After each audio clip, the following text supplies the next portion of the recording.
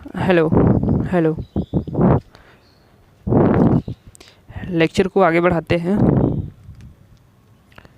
नमस्कार सभी को। एसी फंडामेंटल चल रहा था। एसी फंडामेंटल, कौन सा मेंटल? Fundamental, AC fundamental. तो एसी फंडामेंटल में इससे पहले मैंने जो भी पढ़ाया हूँ उसको आप एक बार देख लीजिएगा। नोट्स बना रहे हैं तो नोट्स को रिवीजन करते जाइएगा, नहीं तो फिर आगे की चीज़ें आप पढ़ेंगे, पीछे की चीज़ें भूल जाएंगे तो फिर आपके लिए सही नहीं रहेगा, कोई फ़ायदा नहीं रहेगा उससे। ओके, कुछ न्यूमेरिकल भी देखने हैं क्या उसमें? न्यूमेरिकल, चलिए एक न्यूमेरिकल देख लेता हूँ। इससे पहले वाले जो वीडियो का जो मैंने पढ़ाया था टॉपिक, उससे रिलेटेड एक न्यूमेरिकल देख लेते हैं। क्या पढ़े थे उसमें? प्रतिघात पढ़े थे ना। किसका प्रतिघात? इंडक्टिव रिएक्टेंस का, प्रेरकी प्रतिघात का। तो प्रेरकी प्रतिघात का एक हम क्वेश्चन देख लेते हैं, इसके बाद मैं नया स्टार्ट करता हूँ। तो उसमें क्वेश्चन रहेगा, यदि किसी कॉइल का इंडक्टेंस, कॉइल का क्या? इंडक्टेंस। यदि किसी कॉइल का इंडक्टेंस, यदि किसी कॉइल का इंडक्टेंस कितना ले लेते हैं? 0.56 ले लेते हैं। किसी कॉइल का इंडक्टेंस इतना हो तो 0.56 हो तो 50 हर्ट्ज फ्रीक्वेंसी पर उसका प्रतिघात हम ज्ञात करेंगे। तो हो तो 50 हर्ट्ज फ्रीक्वेंसी पर उसका प्रतिघात क्या ज्ञात करेंगे? उसका प्रतिघात ज्ञात करेंगे। इसको आप बनाइए फटाफट, इसको आप बनाइए। प्रतिघात ज्ञात करना है हमको, प्रतिघात का फार्मूला लगाइए और इसको बना दीजिए फटाफट।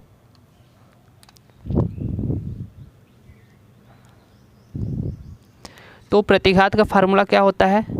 एक्स एल बराबर 2π/FL होता है। 2π/FL कांस्टेंट रहेगा, कोई मान नहीं इसका। इसमें हमको एल का मान दिया है और एफ का मान तो हमको पता रहता है, फ्रीक्वेंसी 50 हर्ट्ज फिर भी इसमें दिया है। तो एफ का मान कितना दिया है? 0.56 दिया है। और पहले हम फ्रीक्वेंसी को लिख लेते हैं। फ्रीक्वेंसी 50 दिया है, इसके बाद 0.56 दिया है। ओके, क्या करेंगे अब? पाई का मान क्या होता है? 22/7 होता है इंटू, इसमें पॉइंट कहाँ लगेगा? इसमें पॉइंट नहीं लगेगा। 22/7 इंटू 50 गुणे 0.56। यदि इसको 2 से हम, सॉरी यहाँ नहीं, 2 का गुणा हम 50 से कर दें तो कितना हो जाएगा? 100 हो जाएगा। और 100 हमारी 2 शून्य रहती है तो यहाँ पास क्या हो जाएगा?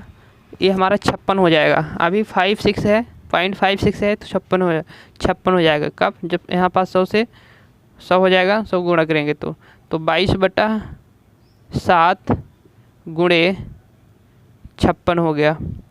तो 7 8 56 कट गया। ओके, 22 का 8 से क्या, 22 का 8 से गुणा कर देंगे तो 8 दूनी 16 की 6 हाथ की 1, 8 दूनी 16 1 17, 176। किस में हमको ज्ञात करना है? ओम में। तो ये हो जाएगा ओम में, चूँकि प्रतिघात है तो ओम में होगा, 176 ओम हो जाएगा। तो इस प्रकार से जो इंडक्टिव रिएक्टेंस था पढ़े थे पिछली वीडियो में, उसका मैंने एक क्वेश्चन भी देख लिया। तो ऐसे ही क्वेश्चन आएंगे आप लोग को ITA में। अब हम जो नया पढ़ने वाले हैं, मैंने इंडक्टिव का देखा था, अब कैपेसिटिव का देखने वाले हैं। अब कैपेसिटिव का देखने वाले हैं कि कैपेसिटिव रिएक्टेंस कैसे कार्य करेगा। नोट कर लिए सभी? Capacitive reactance,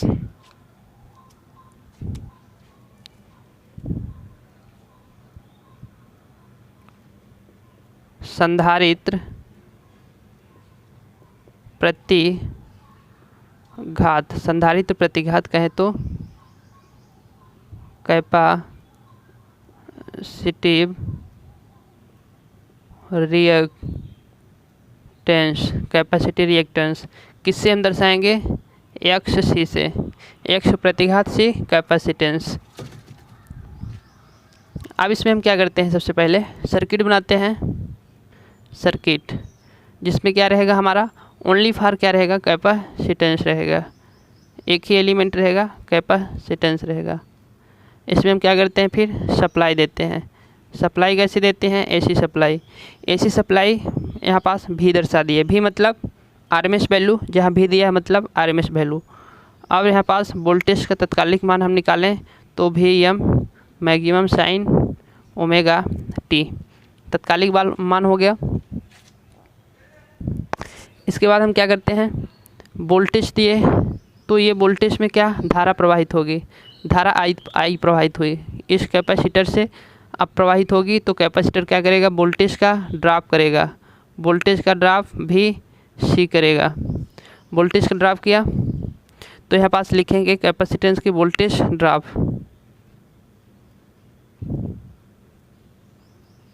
voltage drop, voltage drop क्या हो रहा है, भी सी हो रहा, तो भी सी बराबर क्या होता है, भी बराबर आई आर होता है, लेकिन यहाँ पास एक्स सी होगा। अब करंट हमको निकालना हो तो आई बराबर, यहाँ पास करंट है, आई बराबर भी बटे एक्स सी हो जाएगा, करंट हम इससे निकाल सकते हैं। अब इसके बाद हम क्या देखे थे, पावर सदिश एंगल देखे थे, वेक्टर एंगल देखे थे। अब इसके बाद वेक्टर एंगल हम कैसे बनाते हैं, ये हमारी क्या हो गई, वोल्टेज हो गई, वोल्टेज को हमने क्या माना था, रेफरेंस माना था, वोल्टेज हमारी रेफरेंस हो गई इस प्रकार से। अब इसमें जो वोल्टेज होती है तो क्या करेगी, लीडिंग करेगी कि लैगिंग करेगी, वोल्टेज से जो करंट होती है लीडिंग करेगी कि लैगिंग करेगी। तो जो कैपेसिटेंस होता है इसमें क्या करती है, कैपेसिटेंस में जो करंट होती है वो लीडिंग करती है, वो क्या करती है, अग्रगामी, आगे आगे चलती है। कितना डिग्री आगे चलती है, 90 डिग्री चलती है आगे। तो कैपेसिटेंस में आपको ध्यान रखना है कि जो करंट होती है वो वोल्टेज से क्या करती है, लीडिंग करती है, वो कितना 90 डिग्री लीडिंग करती है, अग्रगामी होती है। तो यहाँ जो करंट है, करंट क्या कर रही है, आगे है, और वोल्टेज क्या है, पीछे है। तो ये हो जाता है आपका कैपेसिटिव इंडक्टेंस में, कैपेसिटिव रिएक्टेंस में। वोल्टेज इंडक्टिव रिएक्टेंस में क्या होता था, वोल्टेज से करंट जो है तो पीछे चलती थी, 90 डिग्री पीछे चलती थी। अब इसमें देखिए तो फेज एंगल कितना है, कलांतर कितना है, कलांतर बोले तो phase angle, phase angle, phase angle कितना है, 90 डिग्री है, फेज एंगल 90 डिग्री है। तो कास 90, कास 90 बराबर कितना हो जाएगा, कास 90 बराबर 1 होगा। तो इसकी जो 1 होगा, तो इसकी जो कास 90 बराबर 1 हो गया, मतलब पावर फैक्टर कितना हो गया, 1 हो गया, या फिर कितना होगा, लीडिंग होगा, मतलब 1 से अधिक होगा। तो इसका जो नेचर में है तो कैसा होगा, नेचर में होगा आपका लीडिंग, नेचर में लीडिंग होगा। तो इसका जो पावर फैक्टर है वो क्या होगा, शक्ति गुणांक,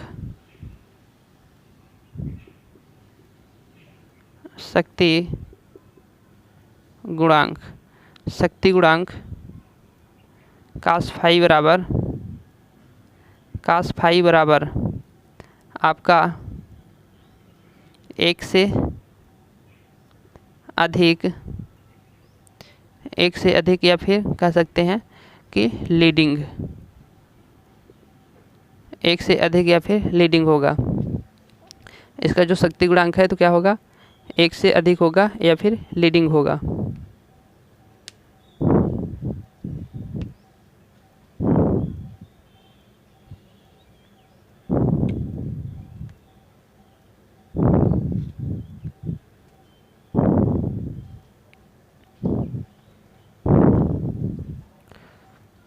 अब इसमें देखेंगे जो इसका तत्कालिक मान देखें वोल्टेज का, तो वोल्टेज का जो तत्कालिक मान होता है भी मैक्सिमम साइन ओमेगा टी होगा। करंट का तत्कालिक मान कितना होगा, I maximum sine omega T. अब इसमें क्या कर रही है, लीडिंग कर रही है। लीडिंग कर रही मतलब अग्रगामी है, तो अग्रगामी के लिए हम बताए थे प्लस चिन्ह का यूज करते हैं। प्लस कितना अग्रगामी है, 5 डिग्री। 5 कहें तो यहाँ पास 90, तो यहाँ पास प्लस 90 डिग्री हो जाएगा। ठीक इसी प्रकार से जो हम इंडक्टिव रिएक्टेंस पढ़े थे, उसमें क्या था, उसमें लैगिंग कर रही थी। तो यदि आप ना लिखे हों तो वहाँ पास देख लीजिए और लिख लीजिए। इंडक्टिव रिएक्टेंस में शायद नहीं लिखे थे ये तत्कालिक मान, तो उसमें इंडक्टिव रिएक्टेंस के लिए जो रहेगा तो वोल्टेज बराबर कितना रहेगा, वोल्टेज मैक्सिमम रहेगा और साइन ओमेगा टी। और जो करंट की बात करें तो करंट बराबर रहेगा I maximum sine omega T. अब क्या रहेगा, उसमें लैगिंग कर रही थी तो माइनस होगा और माइनस 90 होगा। ये हो जाएगा आपका इंडक्टिव के लिए, जो पिछली वीडियो में मैं कराया था उसमें शायद नहीं लिखाया था। तो इसको तत्कालिक मान को भी आप लिख लीजिए।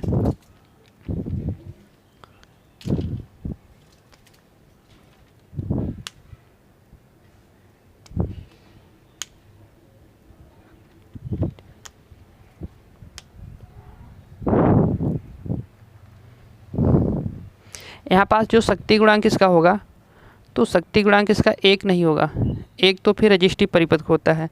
इसको ऐसे कह सकते हैं 0 या 1, 0 या 1, तो उसको कहें तो 0 से अधिक और 1 से कम होगा, उसका जो होगा तो 0 से 1 और 0 से अधिक या फिर 1 से कम कहेंगे, तो उसको कहेंगे इसका जो पावर फैक्टर है वो क्या होगा, 0 होगा। पावर फैक्टर इसका 0 होगा। चूँकि ये क्या करते हैं, पावर का खपत नहीं करते हैं, इससे पहले बताया था पावर का खपत नहीं करते हैं, तो इसका जो पावर फैक्टर होगा वो क्या होगा, 0 होगा।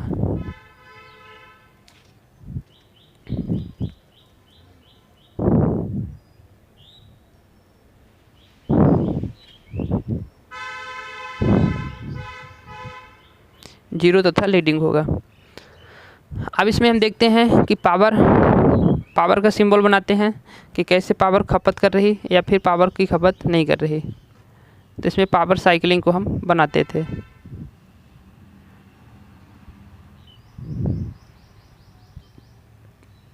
ये हो गई वोल्टेज,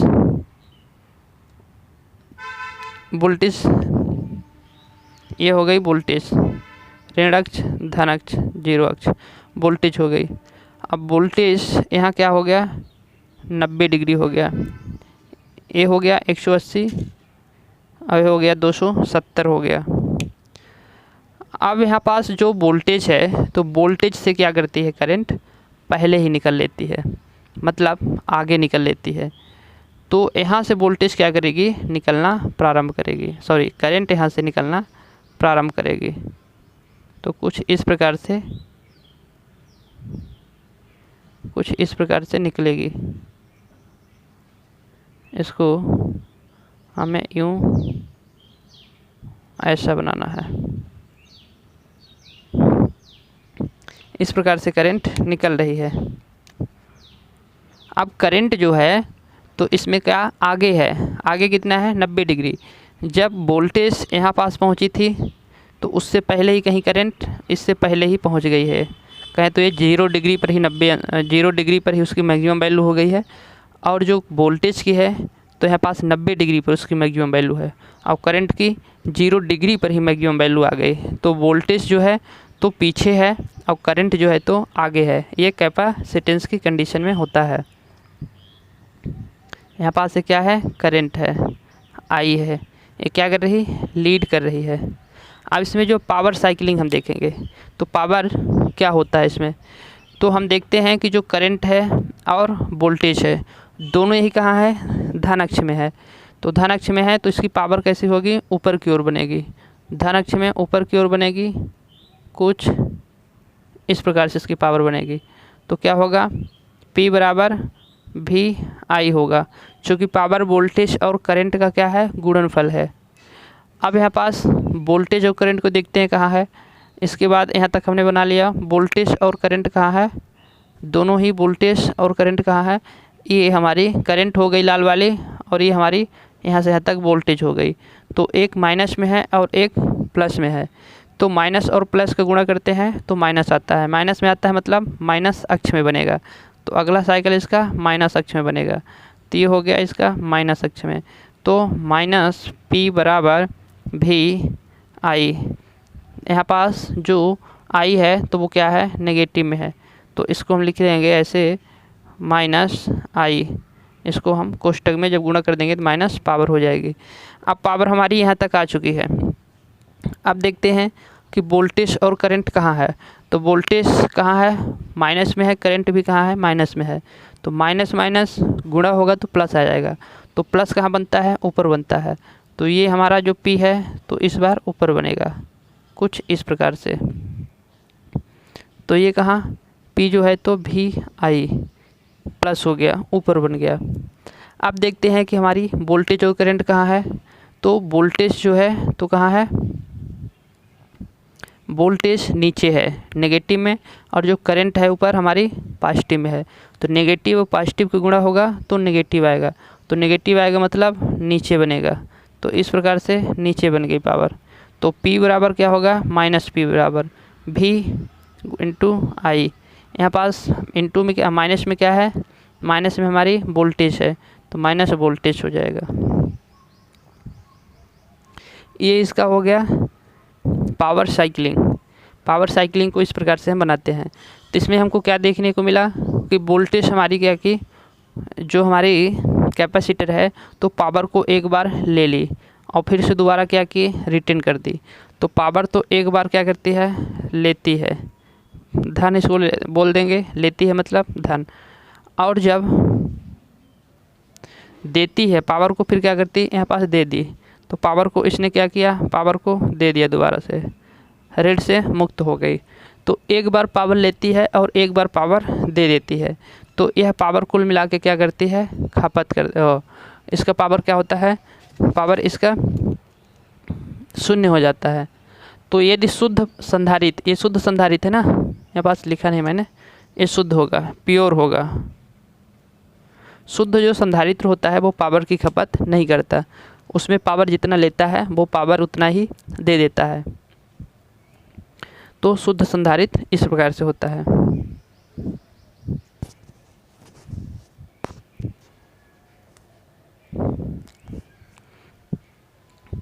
अब इसमें क्या था, पावर बराबर क्या हो जाएगा, P बराबर 0 हो जाएगी। पावर कितना खपत करेगा, ओवरऑल पावर कितना, 0 हो जाएगी। तो इसकी पावर की जो खपत होगी, कंज्यूम करेगा, वो कितना हो जाएगा, 0 हो जाएगा। तो शुद्ध संधारित्र प्रतिघात में इतना आपको देखने को मिलता है। इसमें आपको ध्यान ये रखना है कि इसकी जो शक्ति गुणांक होती है वो क्या होती है, 0 होती है। शक्ति गुणांक पावर 0 होती है, और प्रकृति में कैसे होता है, नेचर में लीडिंग होती है, और पावर की खपत क्या करता है, 0 करता है। इतना आपको आ गया होगा। और जो इसमें वोल्टेज से क्या करता है, लीड करता है, कितना, 90 डिग्री।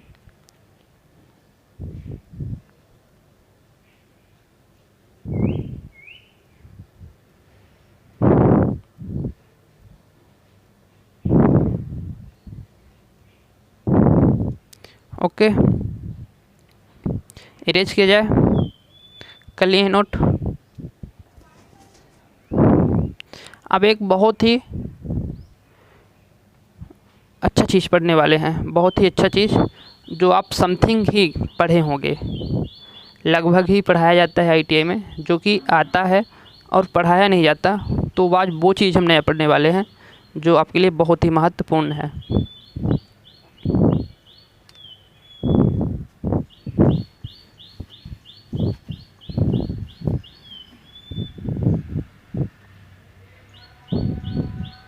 तो है जो हम पढ़ने वाले हैं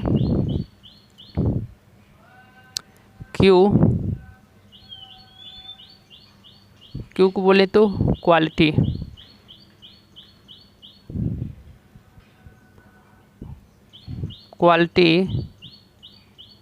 फैक्टर, क्वालिटी फैक्टर या इसी को बोलते हैं क्यू को क्यू लिख देंगे, क्यू फैक्टर, क्वालिटी फैक्टर या क्यू फैक्टर। ये क्या होता है, क्वालिटी फैक्टर या क्यू फैक्टर ये क्या होता है, इसको देखेंगे। तो जो क्वालिटी फैक्टर से तात्पर्य यह है कि एक हम क्या करते हैं, कॉइल को लेते हैं, एक हम कॉइल को ले लिए। अब इस कॉइल में क्या करते हैं, हम इस कॉइल में धारा का क्या करते हैं, प्रवाह कराते हैं। कॉइल में क्या होता है, कुछ न कुछ रेजिस्टेंस होता है, अल्प मात्रा में कुछ न कुछ रेजिस्टेंस रहता ही है। तो चाहे कॉपर की हो, चाहे जिसकी भी कॉइल हो, एल्युमिनियम की हो, उसमें कुछ न कुछ रेजिस्टेंस रहेगा ही।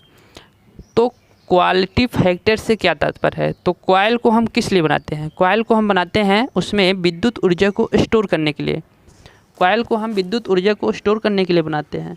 लेकिन कॉइल में जब उसमें प्रतिरोध होता है तो वह विद्युत ऊर्जा का क्या करता है, उत्सर्जित कर देता है। विद्युत ऊर्जा को वो क्या करता है, खर्च कर देता है, उत्सर्जित कर देता है, जब उसमें क्या रहता है, प्रतिरोध रहता है। तो यहाँ पास क्या रहता है, प्रतिरोध रहता है, एक कॉइल है। तो कॉइल का यदि प्रतिरोध कम है तो वह विद्युत ऊर्जा को जो संचित है वो क्या करेगा, ज़्यादा करेगा, विद्युत ऊर्जा को संचित ज़्यादा करेगा। तो कहेंगे कि उसकी जो क्वालिटी है, जो उसकी गुणवत्ता है वो क्या है, अच्छी है। और यह भी कहेंगे कि उसमें जो एक्सेप्ट करने की, संचित करने की जो गुणवत्ता है वो क्या है, अच्छी है। और उसका जो क्यू फैक्टर है वो क्या है, हाई है, उसका क्यू फैक्टर जो है वो हाई है।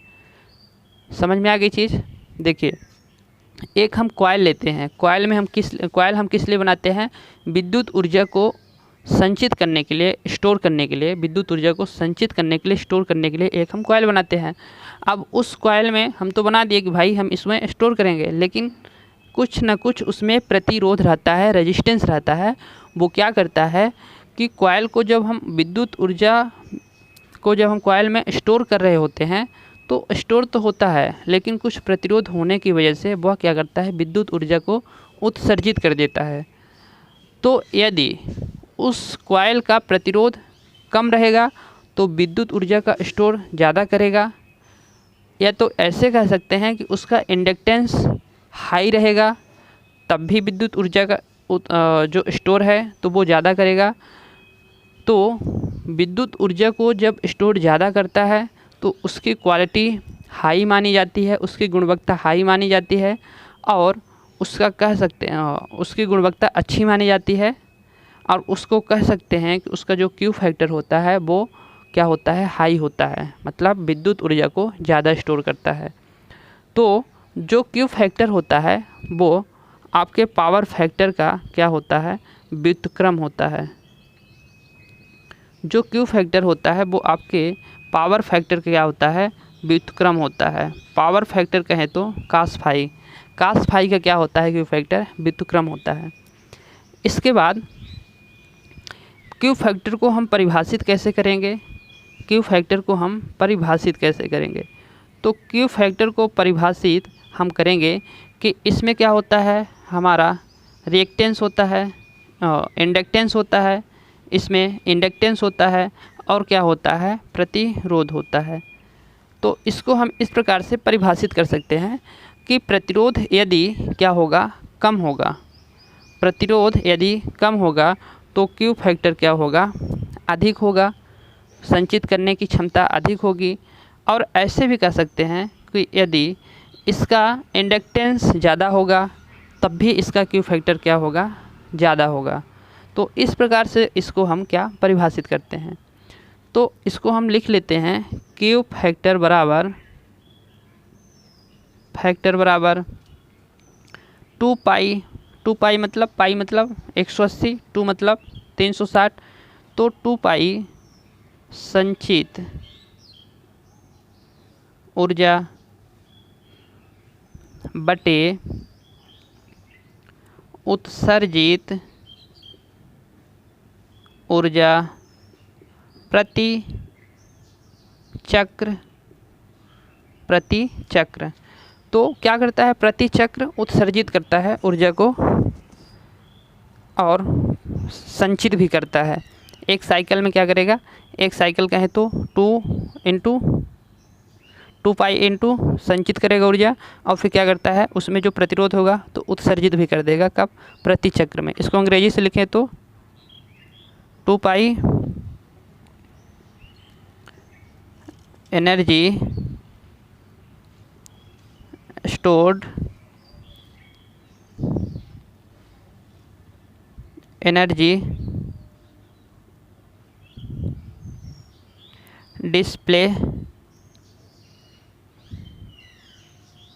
डिस्प्लेड पर साइकिल।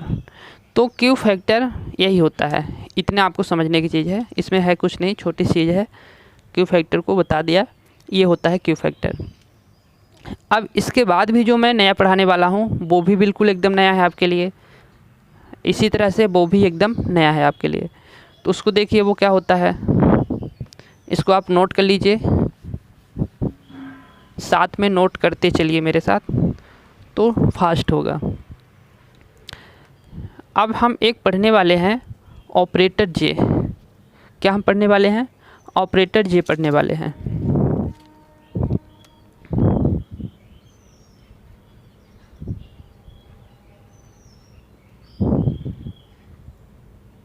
ऑपरेटर जे, ये ऑपरेटर जे क्या होता है, इरेज कर दें।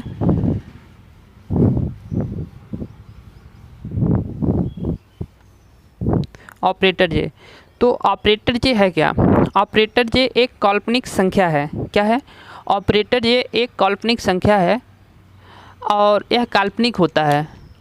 यह ऑपरेटर जे ऐसी काल्पनिक संख्या है कि यदि किसी सदिश से, किसी वेक्टर से इसका हम क्या करते हैं, गुणा करते हैं, तो वह वेक्टर क्या होता है, 90 डिग्री घूम जाता है। वह वेक्टर क्या होता है, 90 डिग्री घूम जाता है। तो ऑपरेटर जे एक काल्पनिक संख्या है, इमेजिनरी नंबर है, और इसको किसी सदिश से हम गुणा करते हैं तो यह है क्या करता है, उस सदिश के वेक्टर को 90 डिग्री घुमा देता है। तो क्या करता है, 90 डिग्री घुमा देता है। इसको हम लिखेंगे कि ऑपरेटर जे एक काल्पनिक संख्या है, इमेजिनरी नंबर है। ऑपरेटर जे एक काल्पनिक संख्या है जो किसी वेक्टर कहें तो सदिश को कहें तो वेक्टर, जो किसी वेक्टर सदिश से गुणा, मल्टीप्लाई, गुणा करने पर वो क्या करता है, 90 डिग्री घुमा देता है, रोटेट कर देता है, 90 डिग्री घुमा देता है। जैसे ये हो गया हमारा अक्ष हो गया, यह एक्स अक्ष है। कौन सा अक्ष है, एक्स अक्ष है। 0 डिग्री है, 90 डिग्री है, 180 डिग्री है, 270 डिग्री है, 360 डिग्री है। ये फर्स्ट कोऑर्डिनेट होता है, ये सेकंड कोऑर्डिनेट होता है, सेकंड चतुर्थांश, द्वितीय चतुर्थांश, और ये होता है थर्ड कोऑर्डिनेट, और ये होता है फोर्थ कोऑर्डिनेट होता है, चतुर्थ चतुर्थांश होता है। अब यहाँ पास कोई हमारी क्या है, एक सदिश, कोई सदिश हम ले लेते हैं, माना कि भी है। अब इसको हम क्या करते हैं, ऑपरेटर जे से गुणा करते हैं, तो ऑपरेटर जे यहाँ पास है। ऑपरेटर जे से गुणा करते हैं तो यह क्या हो जाता है, घूम के हमारा 0 से कहाँ आ जाता है, ये भी हमारा आ जाएगा 90 पर। तो इसको हम क्या लिखेंगे, भी लिखेंगे, ऑपरेटर जे भी लिखेंगे। तो इस प्रकार से सीधा सा कहें तो कोई भी सदिश से गुणा करने पर क्या कर देता है, सीधे 90 डिग्री घुमा देता है। यही होता है ऑपरेटर जे। अब जो ऑपरेटर जे है तो यह क्या है, एक इमेजिनरी नंबर है, काल्पनिक नंबर है, तो ऑपरेटर जे का मान कितना होता है। तो काल्पनिक संख्या आप मैथ्स में पढ़े होंगे, तो काल्पनिक संख्या वह होती है जो इमेजिंग किया जा सकता है। इसका अंडर रूट के अंदर माइनस है तो इसका क्या महत्व है, तो यह कोई संख्या नहीं होती, वास्तविक संख्या नहीं होती, यह एक काल्पनिक संख्या होती है। तो अंडर रूट के अंदर जब एक है, -1 है, तो यह एक काल्पनिक संख्या होगी। अब इसी प्रकार से ऑपरेटर यदि हम एक बार घुमाएं तो जे हुआ, 2 बार घुमाएं तो जे स्क्वायर हुआ, 3 बार घुमाएं तो जे क्यूब हुआ, 4 बार घुमाएं तो जे की पावर 4 हुआ, तो एक बार घुमाएं तो अंडर रूट 1 हुआ, 2 बार घुमाएं तो जे स्क्वायर हुआ, जे स्क्वायर है तो अंडर रूट हट जाएगा तो कितना बचेगा, -1 बचेगा। जे क्यूब 3 बार घुमाएं तो जे क्यूब को इसका मान कितना होगा, तो जे क्यूब को हम जे स्क्वायर इंटू जे लिख सकते हैं, इसका गुणा करेंगे तो जे क्यूब ही आएगा। तो इसका मान जे स्क्वायर का मान कितना है, जे स्क्वायर का मान -1 है, जे का मान कितना है, √-1 है, तो 1 का गुणा करेंगे तो कितना आएगा, तो 1 का गुणा करने पर आएगा हमारा -1 आएगा। 1 का गुणा करने पर दिखता नहीं 1, तो -1 आ गया। अब जे की पावर 4 4 बार गुणा करें तो कितना हो जाएगा, जे स्क्वायर ऐसे लिख सकते हैं। अब यहाँ पास -1 जे स्क्वायर का मान गुणे -1 जे स्क्वायर का मान, तो माइनस माइनस प्लस हो जाता है, तो जे की पावर 4 का मान 1 हो जाएगा। तो इस संख्या को भी आपको याद रखना है, ये सीधे ऑब्जेक्टिव में पूछ लिया जाता है कि ऑपरेटर जे है तो इसका मान क्या होगा, ऑपरेटर जे है तो इसका मान क्या होगा, इसको भी आपको याद रखना है। इसको नोट कर लीजिए।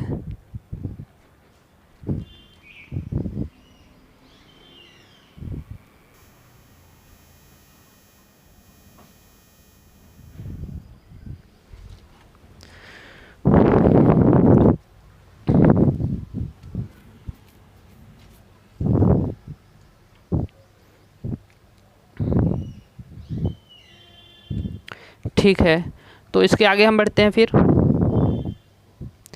अब कोई हम अक्ष लेते हैं, क्या करते हैं, इसको मिटा देते हैं, फिर अक्ष लेते हैं। एक काल्पनिक संख्या है जो किसी सदिश वेक्टर से गुणा करने पर 90 डिग्री क्या करता है, घुमा देता है।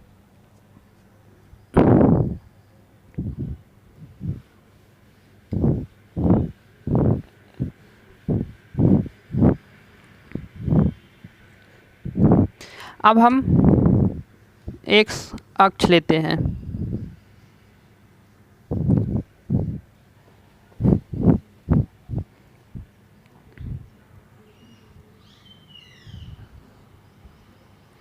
अक्ष हो गया, ये हमारा कौन सा अक्ष हो गया, एक्स अक्ष हो गया जो क्या है 0 डिग्री। ये हमारा वाई अक्ष हो गया जो क्या है 90 डिग्री। ये भी हमारा एक्स अक्ष हो गया नेगेटिव में, ये वाई अक्ष हो गया नेगेटिव में। ओके, ये है हमारा 180, 270, 360। अब इसको हम क्या करते हैं, इसका नाम फर्स्ट चतुर्थांश, सेकंड चतुर्थांश, थर्ड चतुर्थांश और ये हो गया हमारा फोर्थ चतुर्थांश। अब इसमें हम क्या करते हैं कि ये हमारा जो एक्स अक्ष है, एक्स अक्ष पर हम जो एक्स अक्ष है तो इसको हम मान लेते हैं रेफरेंस। अब रेफरेंस में हम क्या करते हैं, वोल्टेज, यहाँ हमारी हो गई वोल्टेज, इसको हम, ये हो गई हमारी वोल्टेज, एक्स अक्ष को हम यहाँ लिखते हैं। ये जो रेफरेंस है तो हमारी हो गई वोल्टेज। अब वोल्टेज के साथ हमारी करंट चल रही, ठीक है, वोल्टेज के साथ हमारी क्या चल रही, करंट चल रही। तो इसको हम बोलते हैं क्या, यूनिटी में है, रजिस्टिव लोड में है, तो रजिस्टिव लोड में ऐसा होता है। यदि हम करंट को वोल्टेज के साथ एक्स अक्ष के साथ ना चलाकर इसको हम फाई डिग्री से क्या कर दें, फाई एंगल से गुणा करके हम क्या कर दें, फाई डिग्री उठा दें, ये फाई डिग्री हम उठा दिए, तो करंट जो हमारी अभी चल रही थी रेफरेंस में, जो हमारी अभी एक्स अक्ष पे चल रही थी, तो वो हमारी करंट अब कहाँ चलने लगी, वो फाई डिग्री ऊपर से चलने लगी। इसका जो सदिश है तो वो कहाँ गया, फाई डिग्री ऊपर चला गया। इसको मैं 90 डिग्री नहीं घुमाया, जो ऑपरेटर जी मत समझिएगा, इसको मैंने करंट को क्या किया, फाई डिग्री उठा दिया। तो फिर इसकी जो करंट है, तो करंट के दो घटक हो जाएंगे, एक तो ये हमारा एक्स अक्ष और ये तो हमारा वाई अक्ष हो जाएगा। करंट के कितने घटक हो जाएंगे, दो घटक हो जाएंगे, एक एक्स अक्ष और एक वाई अक्ष। ठीक है, इसको ऐसे समझिए,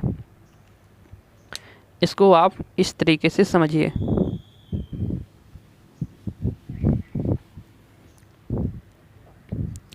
हमारे पास क्या है, एक समतल जगह है, समतल जगह पर हमने क्या किया, एक वस्तु लिया, क्या, एक वस्तु लिया, इस वस्तु को हमने इधर से फोर्स लगाया तो आगे की ओर जाएगी। ठीक है, यदि इस वस्तु को हम इधर से फोर्स लगाएं तो इधर की ओर आएगी, हमारी ओर खिसकेगी। ठीक है, यदि हम इस वस्तु को नीचे से फोर्स लगा के ऊपर उठाएं तो ऊपर की ओर जाएगी, जाएगी। ओके, यदि हम इस वस्तु को यहाँ से हम इस तरीके से फोर्स लगाएं तो किधर जाएगी, यहाँ पास मानिए कि क्या है, हमारा कोऑर्डिनेट है 0 डिग्री मूल बिंदु, यहाँ पास हमारा ये वाला कोऑर्डिनेट है। तो इस कोऑर्डिनेट में हम इस वस्तु को इधर की ओर उठाएं तो किधर जाएगी वस्तु, इधर की ओर जाएगी। तो कुछ टाइम बाद यह वस्तु हमारी कहाँ पहुँच चुकी होगी, इसको जब हम उठा दें तो कुछ समय पश्चात ये वस्तु हमारी कुछ इस प्रकार से यहाँ पहुँची होगी।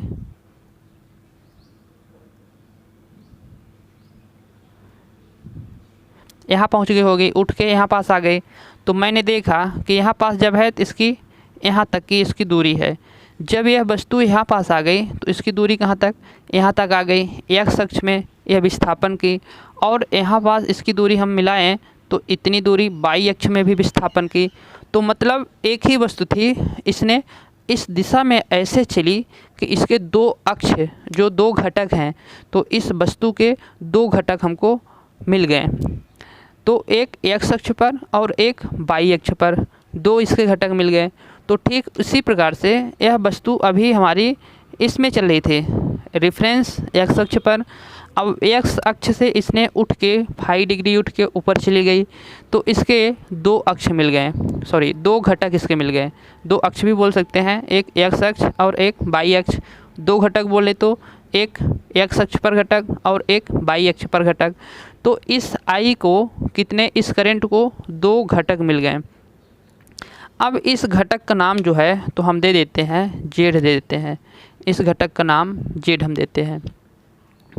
तो यह घटक जो है तो हमारी हम देखें एक लंब डालते हैं, इस घटक पर क्या करते हैं, एक लंब डालते हैं। जब इस पर एक हम लंब डालें तो देखें कि जो वाई अक्ष की लंबाई है, क्या वाई अक्ष की लंबाई है, सेम उसकी लंबाई कहाँ है, हमारे इस अक्ष की है, जो मैंने अभी लंब डाला। तो कह सकते हैं कि जो हमारी करंट थी वो कितना चली गई, यहाँ पास अभी 0 पर थी और उसने अब चली गई हमारी यहाँ पास 90 डिग्री पर।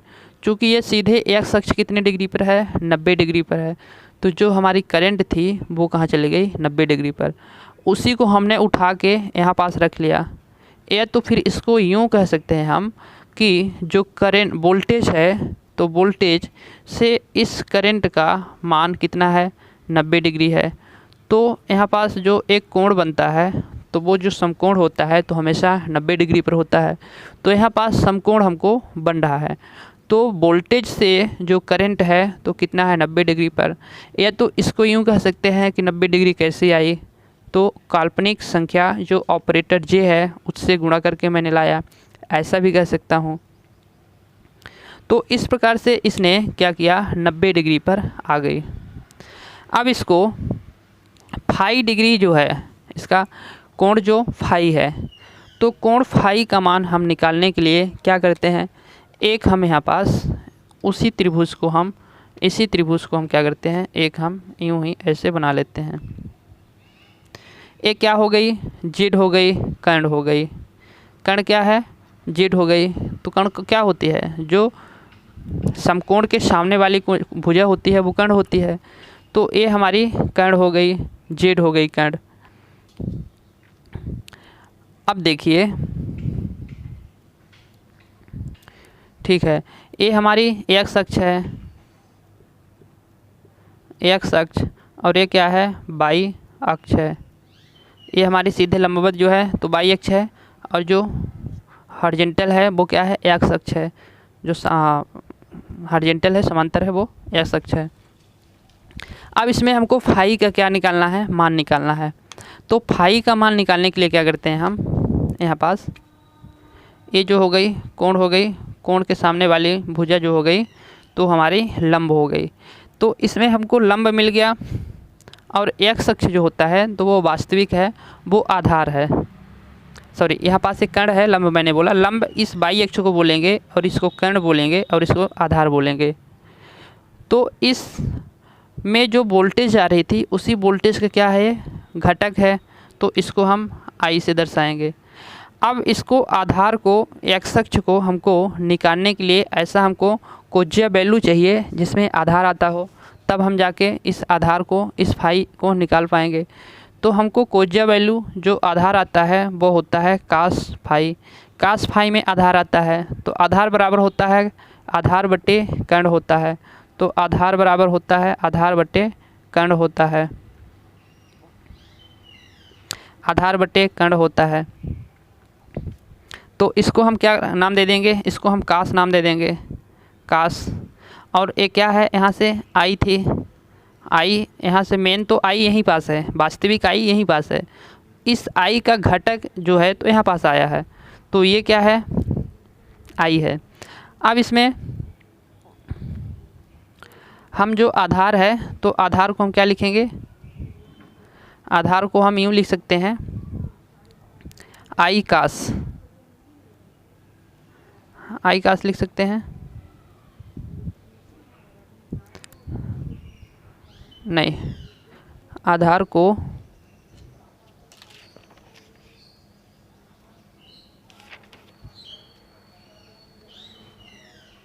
वास्तविक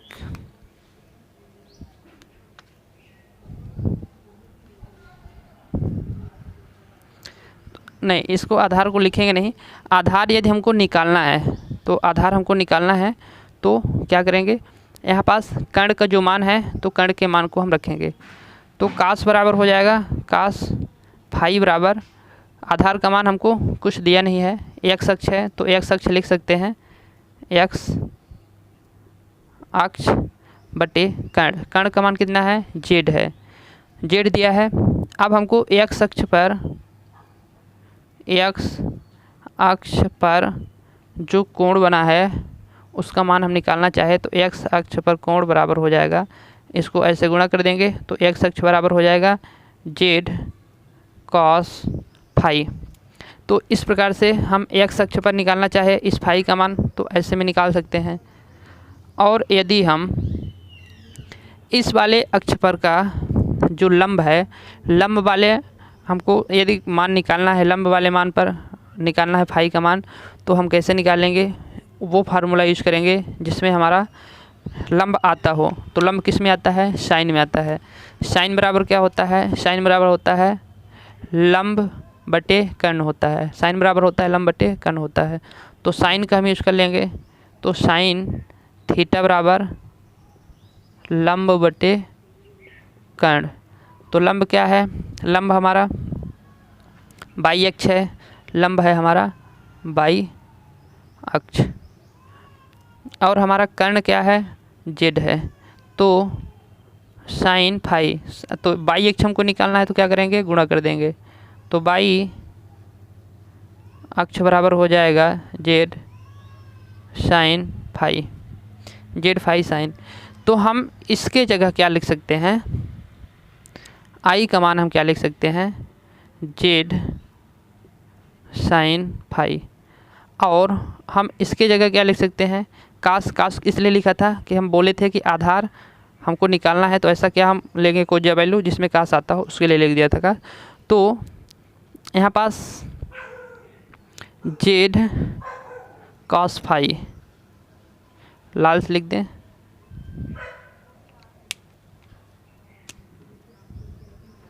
जेड कॉस फाई। तो जो हमारा यहाँ आई भी लिखा था, आई इधर लिख देते हैं, जो इस प्रकार से आई लिखा था जो इसका वास्तविक घटक था। तो हमारा आधार जो है तो जेड बराबर और जेड कॉस फाई, और जो लंब है वो sine Z sine phi, Z sine phi. इस प्रकार से हमारा हो गया। अब इसमें हम देखें कि जो कॉस फाई है ये क्या होता है, वास्तविक होता है।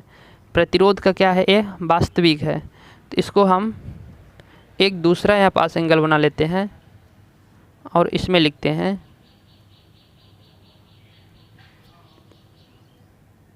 इस प्रकार से। मैंने लंब डाल लिया था और ये जेड हो गया था,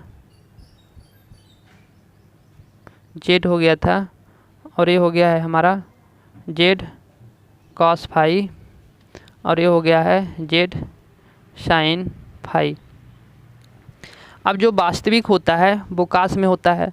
तो वास्तविक इसका क्या है, जो वास्तविक है तो इसका जो प्रतिरोध है वो वास्तविक प्रतिरोध को आर से, और ये क्या है, एक रिएक्टिव कंपोनेंट है। कैसा है, रिएक्टिव कंपोनेंट है।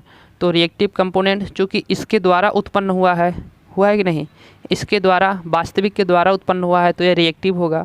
और रिएक्टिव को मैंने क्या दर्शाया था, एक्स दर्शाया था, या फिर एक्सएल लिख सकते हैं। तो मैंने एक्स दर्शाया था, या फिर इसको यूँ कह सकते हैं कि इसको हमने जो वास्तविक वोल्टेज भी है तो इसको लाने के लिए मैंने क्या किया, काल्पनिक ऑपरेटर जे से क्या किया, गुणा किया। चूँकि यह क्या है 90 डिग्री पर है, वोल्टेज से क्या है 90 डिग्री पर है। तो यूँ कह सकते हैं कि इसको हमने ऑपरेटर जे से गुणा किया। तो किससे गुणा किया, ऑपरेटर जे से गुणा किया। यहाँ पास ऑपरेटर जे से गुणा किया। तो ऑपरेटर जे से जब गुणा किया तो इसकी जो सम्मिश्र संख्या है, सम्मिश्रित मतलब जो हमारा वास्तविक है और काल्पनिक है, इन दोनों का मिश्रण क्या हो जाएगा, सम्मिश्रण हो जाएगा, सम्मिश्रित। तो सम्मिश्रित संख्या जो होगी हमारी,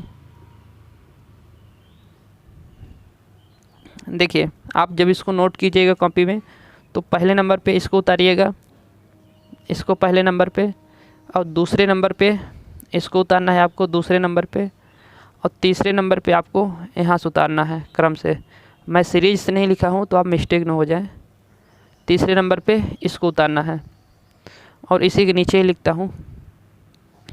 तो मैं क्या बोला था, सम्मिश्र संख्या, सम्मिश्र संख्या। तो सम्मिश्र संख्या क्या होती है, जो काल्पनिक और वास्तविक संख्या का दोनों का होता है, योगफल होता है। तो इसका जो योग है वो क्या है, जेड है, और इसके दो घटक हैं जेड के, एक हो गया हमारा आर हो गया, और एक हो गया ऑपरेटर जे के साथ एक्स हो गया। ऐसे बोल सकते हैं। अब इसमें ये सम्मिश्र संख्या हो गया। अब इसका क्या हम निकालते हैं, यदि परिमाण देखना चाहें तो परिमाण हम कैसे निकालते हैं। तो परिमाण देखना चाहें तो परिमाण प्रमेय लगता है, पाइथागोरस प्रमेय लगाएंगे। प्रमेय लगता है, कौन सी प्रमेय, पाइथागोरस प्रमेय। तो यहाँ पास पाइथागोरस प्रमेय से हमको क्या मिलता है, कर्ण बराबर, कर्ण कहें तो आधार जेड, कर्ण बराबर होता है आधार का स्क्वायर और लंब का स्क्वायर। तो आधार का स्क्वायर कितना है, आर है, आधार का स्क्वायर आर है, प्लस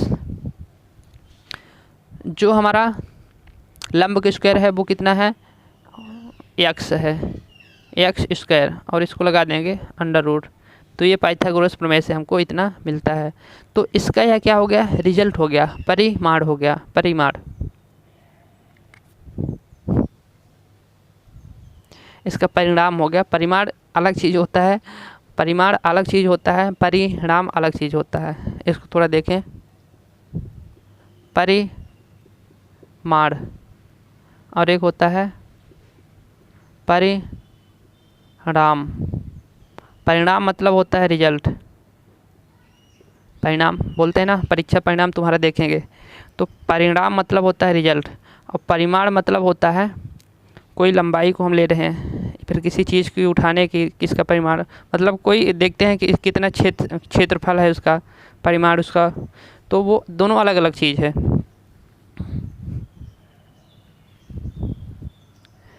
तो इसका जो रिजल्ट हो गया, परिणाम हो गया, तो कितना हो गया, ये हो गया। अब इसमें हम एंगल निकालना चाहें तो कितना हमारा एंगल है, तो एंगल निकालने के लिए हम क्या यूज करते हैं, tan थीटा। तो tan थीटा बराबर क्या होता है, लंब बटे आधार होता है। लंब कितना है, लंब है हमारा x है, आधार कितना है, r है, आधार r है। तो tan थीटा बराबर, तो थीटा बराबर कितना मिल जाएगा, tan इनवर्स jx बटे r मिल जाएगा। तो ए हो जाएगा, इसका एंगल हो जाएगा। इस प्रकार से हम एंगल निकाल सकते हैं। या फिर इसका मान भी रख सकते हैं, इसका मान भी रख सकते हैं। फाई बराबर कितना, tan इनवर्स x का मान कितना है, x का मान कितना, आई एक्स, और r का मान होता है आई r होता है। तो आई क्या होगा, कट जाएगा, तो इसको हम ऐसे भी लिख सकते हैं, x बटे r, x बटे r ऐसे भी लिख सकते हैं। यदि x को कैपेसिटिव माने तो कैपेसिटिव कर सकते हैं, यदि एल मान रहे तो रजिस्टिव मान रहे तो रजिस्टिव कर सकते हैं। तो इसको इस प्रकार से भी लिख सकते हैं। तो इसको हम मिटा के सीधे इसको हम डिब्बा में बंद कर देते हैं, एक्स एल बटे आर ऐसे लिख सकते हैं। इसको ऐसे भी आप लिख सकते हैं। अब हम जो इसमें निकालने वाले हैं, तो फेज एंगल हो गया। इम्पीडेंस निकालना चाहे तो इम्पीडेंस कैसे निकालेंगे, इम्पीडेंस भी आसान है, इसको आप नोट कर लीजिए, नोट कर लिए होंगे। तीसरे नंबर के यहाँ तक था, इसके नीचे मैंने यहाँ आ गए थे। इधर हम इसको इरेज करते हैं।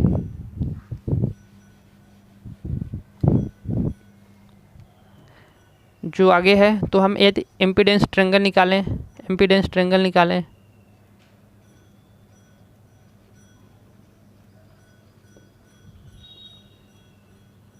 इम्पीडेंस ट्रायंगल कैसे, ये हो गया जैसे जेड हो गया,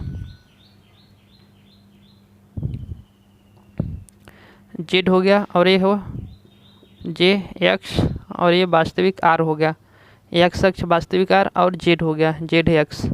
तो इसका इम्पीडेंस ट्रायंगल कैसे हम निकालेंगे, इम्पीडेंस ट्रायंगल निकालने के लिए हमको पाइथागोरस प्रमेय ही लगाना पड़ेगा। तो पाइथागोरस प्रमेय में क्या करते हैं, जेड बराबर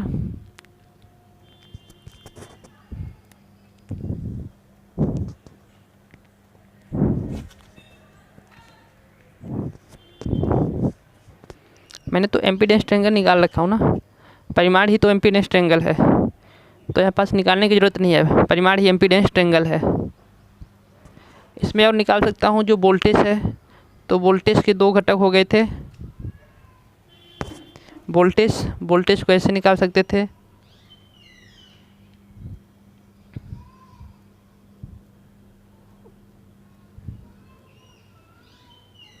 ये वोल्टेज था, वोल्टेज का एक क्या था, वास्तविक, और एक प्रतिघाती,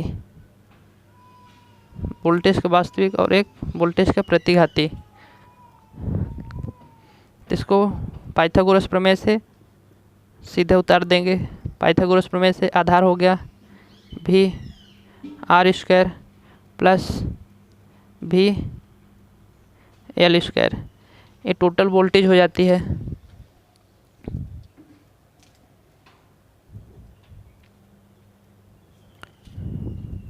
या फिर इसको ऐसे भी लिख सकते हैं, V बराबर क्या होता है आई आर, तो square plus I R square.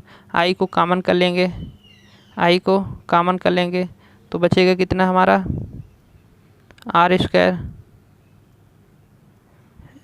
यहाँ पे एक्स एल होगा, आई एक्स एल, और आई को कॉमन कर लिया था तो एक्स एल स्क्वायर।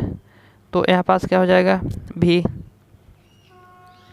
यहाँ पास भी बराबर आई, एक इसका मान है, एम्पीडेंस का मान है हमारा, सीधा सीधा हमने एम्पीडेंस निकाल लिया था तो एम्पीडेंस का मान है, तो इसके जगह हम क्या लिख सकते हैं आई इंटू जेड लिख सकते हैं। या फिर आई हमको निकालना हो, करंट निकालना हो तो हम क्या करेंगे, करंट को V बटे जेड लिख सकते हैं, ऐसे भी लिख सकते हैं इसको, करंट निकालना हो तो इस प्रकार से इससे हम एम्पीडेंस ट्रायंगल निकालें और इतनी थीटा का मान निकाल लिए। पावर निकालना हो तो पावर में क्या करना पड़ेगा, पावर में सीधे कुछ नहीं करना पड़ेगा, पावर हमको निकालना है तो पावर वी आई, पावर क्या V I, power V I cos phi, V I cos phi, इस प्रकार में हमारा पावर निकल जाएगा, power V I cos phi हमारा पावर निकल जाएगा, एवरेज पावर। तो लगभग हम लोग ने सभी चीज़ निकाल लिया।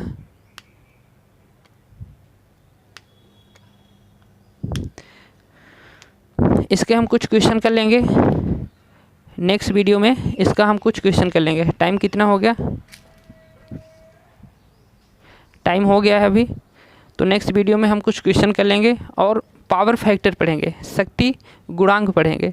तो शक्ति गुणांक क्या होता है उसको भी हम आसानी से समझेंगे, जैसे आज हमने समझा आसानी से, उसी प्रकार हम शक्ति गुणांक को समझेंगे।